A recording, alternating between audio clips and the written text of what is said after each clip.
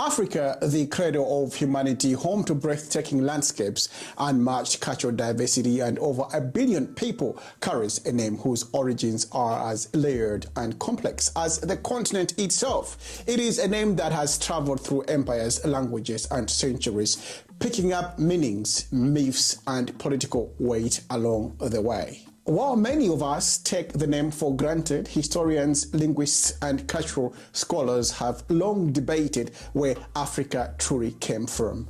The journey to its origin stretches from Roman battlefields to the Nile Valley, from desert tribes to indigenous oral histories. Long before the name Africa appeared in Roman records, some historians believe the continent's indigenous peoples knew it as Alkebulan. According to the late Senegalese historian Dr. Cheikh Anta Diop, in Kemetic history of Africa, Alkebulan means mother of mankind or garden of Eden. It was a name reportedly used by Moors, Nubians, Ethiopians, and other early civilizations.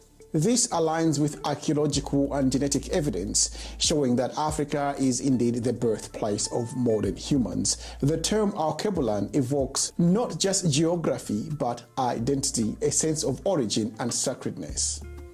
A related theory from Guyanese-born African studies scholar Dr. Ivan van Sertima connects the name to the Egyptian Afrika, meaning motherland. Both theories suggest that the name of Africa was not imposed by outsiders but rooted in the continent's own civilizations.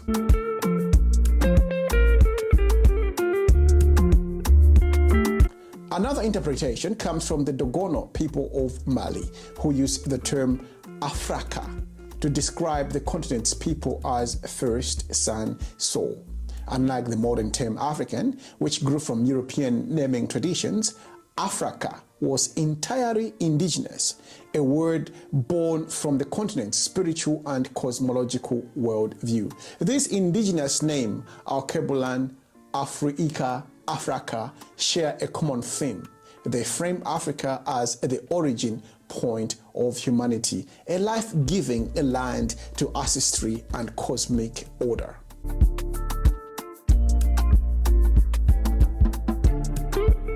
Now, the most popular mainstream explanation, however, comes from the Roman Empire.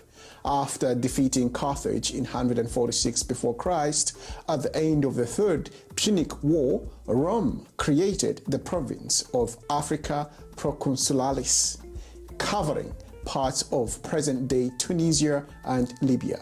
The name, according to historians, likely derived from the Afri, a tribe living in that region. In Latin, the suffix ici denoted land of, making Africa essentially mean land of the Afri.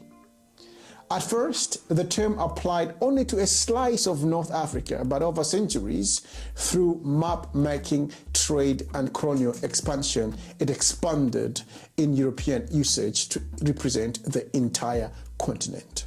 If we step beyond the Roman story, a web of linguistic theories emerge. Their Latin roots, some link Africa to Afa, meaning black or dark, or Aprika, meaning sunny. These fit well with Roman descriptive naming practices. Then there is also the Greek influence. The Greek word aprike, without cold, paints the continent as warm and frost-free, a striking contrast to European winters. And then there is the Arabic origin. Another theory ties Africa to the Arabic fik or frik, meaning to separate or to divide, possibly describing the continent's geographic separation from Eurasia. Now, there is also the Dutch variation. Some believe that the Dutch influence transformed Africa into Africa by swapping the K for a C to match European spelling preferences.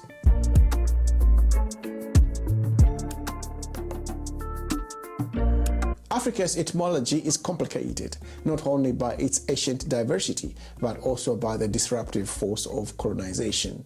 From the 15th century onward, European powers carved up the continent, imposing their own languages, political structures, and geographic names. Indigenous names were often replaced, altered, or deliberately erased. In some cases, the oral traditions that preserved original meanings were lost or suppressed. This colonial distortion means that what we know today about Africa's earliest names is often filtered through European records rather than purely African sources. But even with colonial interferences, local naming traditions persisted in pockets across the continent. Here are a few examples. The Soto and Tswana peoples referred to the land between the Vaal and Limpopo rivers as Metsi, Amasu, White Waters. Yoruba historians also tell of migrations from Egypt, preserving ties between West Africa and the Nile Valley.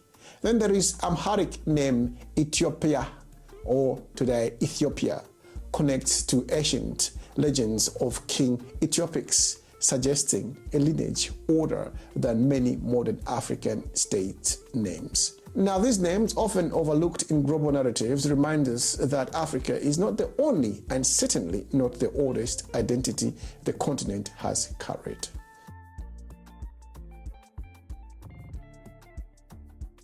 By the late 17th century, Africa had become the dominant European term for the continent. The name traveled through colonial maps, missionary reports, and trade documents until it was globally accepted. Yet, in the 20th century, as African nations fought and won independence, the name took on new meaning. Leaders like Kwame Nkrumah and Julius Nyerere infused Africa with pride and unity, turning a colonial era label into a banner for Pan-African solidarity. Today, Africa means many things: a geographic landmass, a cultural and political identity, a symbol of origin, resilience, and rebirth. Now, from Akebuland to Africa to Africa Proconsulalis, the name's journey is a story of encounters between indigenous traditions and foreign empires, between oral history and written records, between loss and reclamation. No single theory can claim the absolute truth, and perhaps that's fitting. Africa is not one story or one language, it's a vast mosaic. Its name, like its identity, holds many truths at once. As the historian in all of us sifts through these layers, maybe the best answer lies not in picking one original story, but in embracing the richness of them all. Whether you see Africa as the motherland, land of the Afri, without code or the first sun soul, the name ultimately reflects the deep human connection to a land that gave birth to us all. I'll see you next time.